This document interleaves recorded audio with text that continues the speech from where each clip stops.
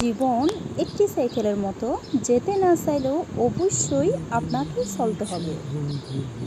এই পৃথিবীতে কিছু মানুষ আছে যাদের ভালোবাসা শুধু স্বপ্নেই ধরা দেয়, বাস্তবে না পাওয়ার বেদনায় শুধু দাঁড়িয়ে বেড়ায়। একটা জিনিস খেয়াল করে দেখলাম, জীবনে প্রত্যেক কাজে কমসে কম সাহসটুকু বুকে রাখা দরকার। ডিয়ার জীবন, যত ইচ্ছে খেলতে থাকো আমার সাথে, আমিও হারতে শিখিনি। জীবনের নির্দিষ্ট লক্ষ্য না থাকলে সবচেয়ে বড় সমস্যা হলো তুমি সারা জীবন ফাঁকা মাঠের ভিতরে ছুটলেও গোল দিতে পারবে না।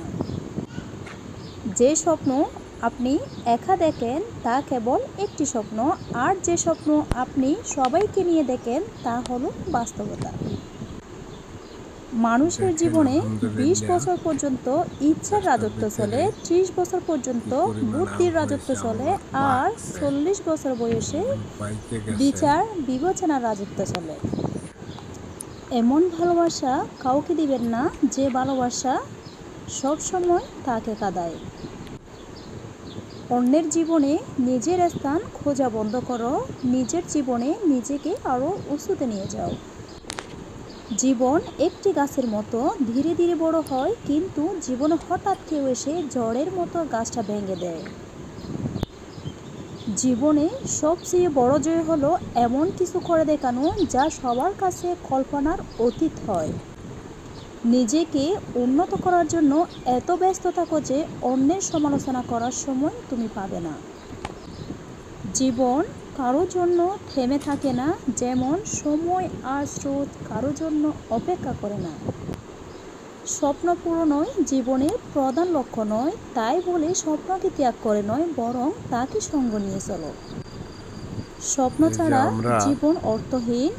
বিলাসী জীবনযাপন করো না, কষ্ট সহিংস হও, কারণ বিলাসিতা বেশি দিন স্থায়ী হয় না। আসসালামু আলাইকুম এভরিওয়ান, এই হইল সেই জিলাপি গাছ। আমিও ভালো আছি। এই যে দেখতেছেন, এটা হয়েছে, এগুলো হইতেই থাকে।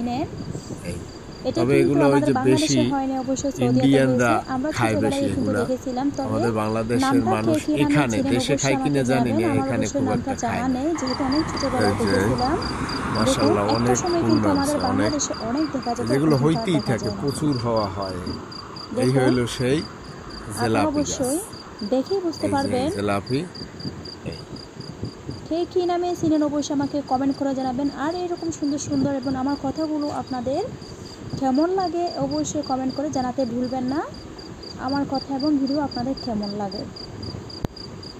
জীবনে আঘাত আসাটা পার্ট অফ লাইফ, আর সেগুলো হাসি মুখে পার করাটা আর্ট অফ লাইফ। দেখেন, আপনি যতই ব্যক্তিত্ব সম্পন্ন মানুষই হন না কেন, যতক্ষণ আপনার মন ভালো থাকছে না, নিজেকে ফুটিয়ে তুলতে পারবেন না। নিন্দা করতে গেলে বাইরে থেকে করা যায়, কিন্তু বিচার করতে গেলে ভিতরে প্রকাশ করতে হয়।